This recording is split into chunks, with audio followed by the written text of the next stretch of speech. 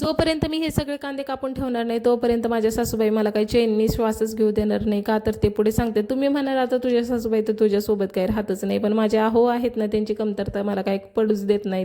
त्यांनी आणले होते भरपूर असे कांदे आणि त्यांनी सांगितलं होतं मला कांदे कापून ठेवायला, पण माझी तब्येत बरी नसल्यामुळे मी त्याकडे काही लक्षच दिलेलं नाही. मग ऑफिसमधनं ते आले आणि त्यांनी बघितले कांदे कापलेले नाही. मग ते मला म्हणले, तू कापलेच नाही का? मला माझी तब्येत बरी नाही, काय चाललं तुमचं, कांदे काप. म्हणलं चला आता एकदा हे कांद्याचं कामच करून घेते. आणि बसले मी कांदे कापण्यासाठी. अगोदर सगळं स्वयंपाक करून घेतलेला, राजम्याची भाजी बनवलेली, भात बनवलेला वाटाणे टाकून, म्हणलं कियान खाईल.